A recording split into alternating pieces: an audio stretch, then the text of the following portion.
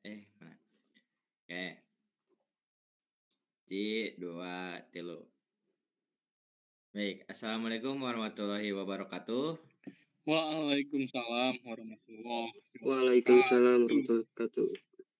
Oke, pertama-tama di sini ada ketua kelas. Saya Pak. Oke, sebelum kita mengawali ya, alangkah baiknya kita pimpin doa dulu oleh ketua kelasnya, oleh Rizky ya. Baik Pak. Oke, silakan buat Rizky untuk pimpin Seluruhnya, doa terlebih dahulu ya. baik Pak. Untuk seluruhnya, sebelum kita melaksanakan kelas hari ini, alangkah baiknya kita berdoa menurut kepercayaan masing-masing. Berdoa di dalam hati mulai.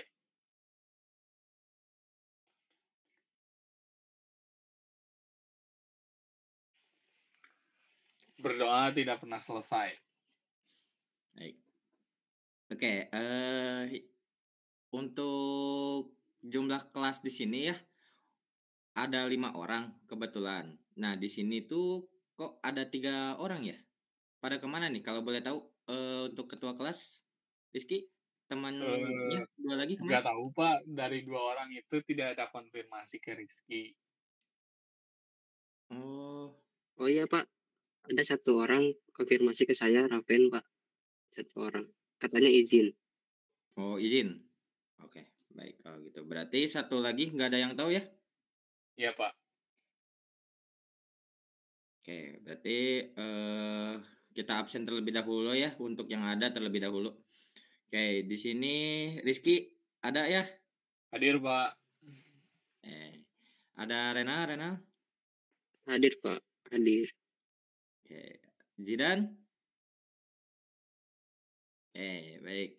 Ya, di sini itu kalian di mata pelajaran struktur bahan ya. Tapi sebelum kita ke sana, kita harus tahu dulu nih, di struktur bahan itu ada yang namanya logam. Nah, di sini tuh ada logam yang ferro dan non ferro. Nah, sebelumnya pertama-tama juga perkenalkan ya, mohon maaf saya sebelumnya belum memperkenalkan diri. Perkenalkan, nama saya Muhammad Abdul Jabar. Saya kebetulan dari Universitas Pendidikan Indonesia yang dipercayai untuk mengajar kalian di mata pelajaran struktur bahan. Nah, untuk pematerian awalan kalian harus tahu dulu logam ferro dan non ferro itu apa gitu.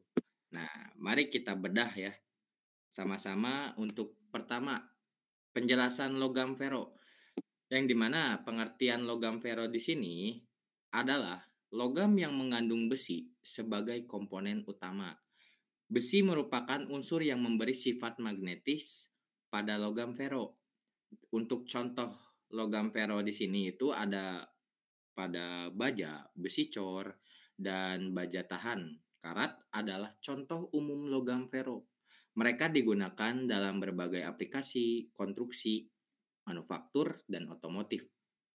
Nah, selanjutnya ada penjelasan logam non-ferro. Untuk pengertian di sini, logam non-ferro adalah logam yang tidak mengandung besi sebagai komponen utamanya.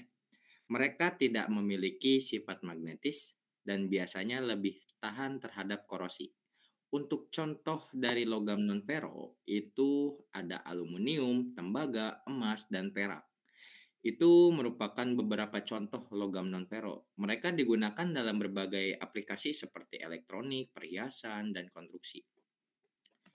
Nah, untuk aplikasi logam ferro di sini, untuk konstruksi logam ferro, terutama baja, adalah bahan utama dalam konstruksi bangunan jembatan dan infrastruktur lainnya. Untuk manufaktur, logam ferro digunakan dalam berbagai proses manufaktur, termasuk pembuatan peralatan, mesin, dan komponen otomotif. Dan untuk otomotif sendiri gitu kan, logam ferro itu merupakan bahan utama dalam produksi kendaraan, baik untuk bodi, rangka, maupun komponen lainnya. Nah, untuk benda logam ferro di sini, Yang pertama, di dalam kendaraan atau mobil truk dan sepeda motor seringkali menggunakan logam pero sebagai bahan utamanya. Untuk foto jenisnya tuh seperti ini ya, untuk di kendaraan. Biasanya ini tuh salah satu benda yang digunakan oleh yang ada di dalam mobil truk ya. Itu merupakan piston. Dan untuk di dalam peralatan seperti palang, skrup, dan kunci adalah beberapa contoh peralatan yang terbuat dari logam pero. Nah, biasanya itu kayak seperti baut untuk gambar-gambarnya seperti itu. Dan untuk bangunan, logam pero itu digunakan dalam konstruksi bangunan, jembatan, dan infrastruktur lainnya. Mungkin kalian sudah pernah melihat ya benda-benda tersebut ya. Apalagi pada saat pembangunan rumah itu ada logam-logam yang panjang seperti itu. Ya, selanjutnya itu ada sifat-sifat logam pero. Nah, untuk sifat-sifat logam pero itu ada 4. Yang pertama itu kekuatannya tinggi. Jadi logam pero itu terkenal dengan kekuatannya yang tinggi dan ketahanan terhadap tekanan gitu. Nah, untuk yang kedua itu ada ketahanan mekanis. Sifat mekanis yang kuat memungkinkan logam pero digunakan dalam konstruksi dan industri berat. Untuk yang ketiga, itu ada harga terjangkau. Logam pero umumnya lebih terjangkau daripada logam non-pero. Terus yang keempat, itu mudah ditemukan. Contohnya, besi, komponen utama logam pero, itu merupakan salah satu logam yang paling melimpah di bumi, apalagi di negara kita gitu kan. Nah, selanjutnya untuk aplikasi logam non-ferro itu di elektronik. Untuk di elektronik itu logam non-ferro itu seperti tembaga dan aluminium digunakan dalam kabel, sirkuit, dan komponen elektronik lainnya. Untuk perhiasan biasanya itu pada emas, perak, dan platinum itu logam non-ferro yang sangat berharga dan digunakan dalam pembuatan perhiasan. Nah, untuk konstruksi itu aluminium digunakan dalam konstruksi sebagai bahan ringan dan tahan korosi untuk jendela, pintu, dan fasad gitu. Nah, untuk benda-benda logam non-ferro biasanya kan tadi kan sudah disebutin ya, 4 gitu. Nah, untuk yang pertama itu contohnya di dalam perhiasan ada emas, perak, dan platinum. Yang kedua itu ada di kabel. Untuk kabel itu tembaga dan aluminium. Untuk yang ketiga itu di bagian elektronik biasanya menggunakan tembaga, timah, dan nikel. Dan untuk yang terakhir, yang keempat itu biasanya koin. Koin itu menggunakan bahan logam non-ferro yang tembaga dan nikel. Nah, untuk sifat-sifat logam non-ferro di sini itu ada 4. Yang pertama ada konduktivitas listrik tinggi, yang dimana logam non-ferro seperti tembaga dan aluminium merupakan konduktor listrik yang sangat baik. Yang kedua itu ada resistensi korosi tinggi, yang dimana logam non-ferro seperti tembaga dan timah memiliki resistensi yang tinggi terhadap korosi.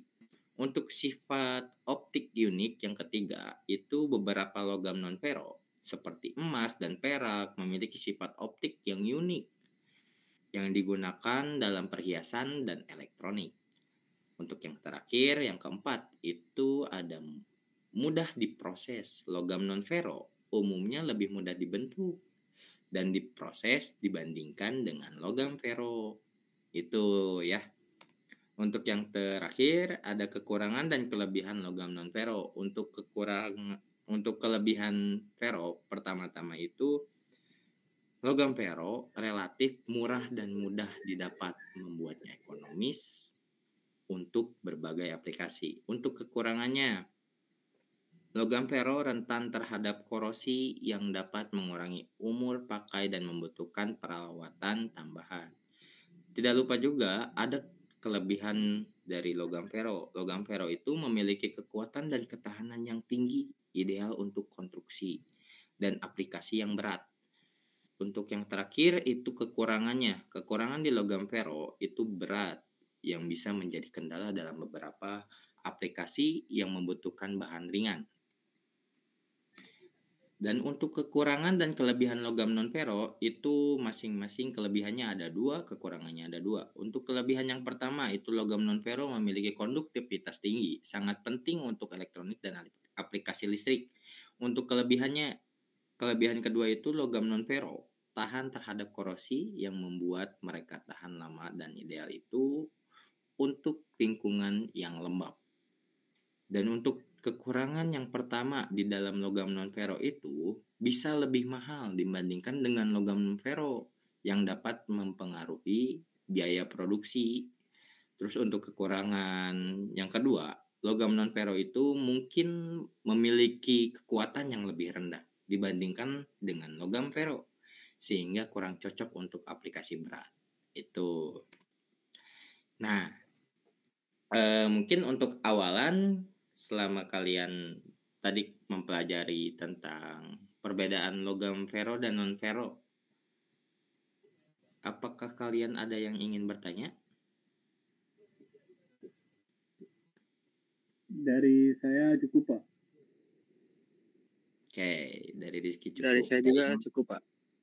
Dari Renal cukup. Dari Zidan? Cukup, Pak. Mungkin ada yang ingin bertanya? Oke, karena ini mata pelajaran yang pertama gitu ya di dalam struktur bahan, paling ini untuk pengenalan bekal kalian sebelum kalian mengetahui dan melakukan praktik-praktik yang lain. Nah, selanjutnya itu ada penugasan buat kalian.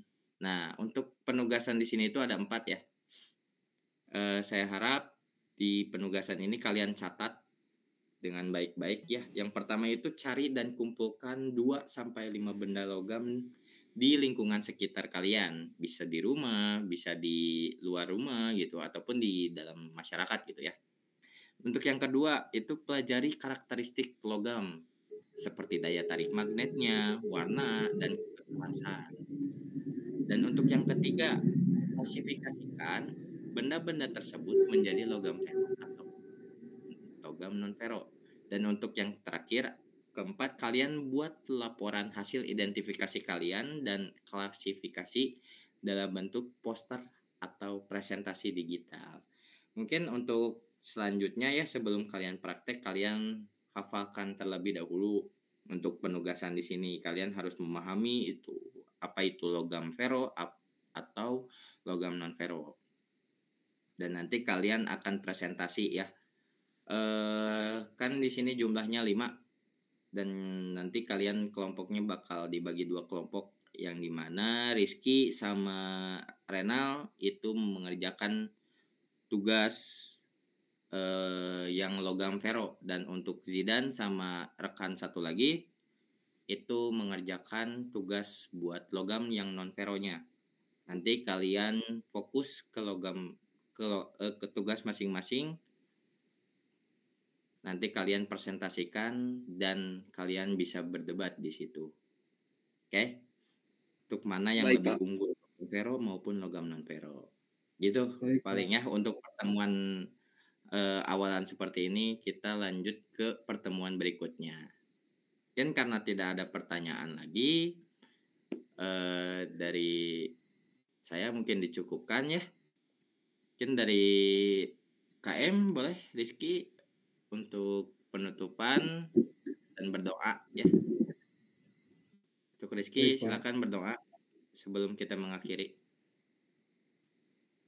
Ya, sebelum kita mengakhiri kelas hari ini, alangkah baiknya kita membaca doa sesuai kepercayaan masing-masing. Berdoa dimulai.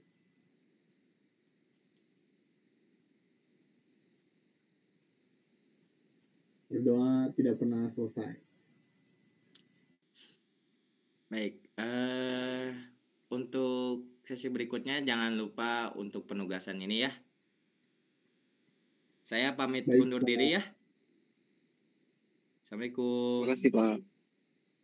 Waalaikumsalam.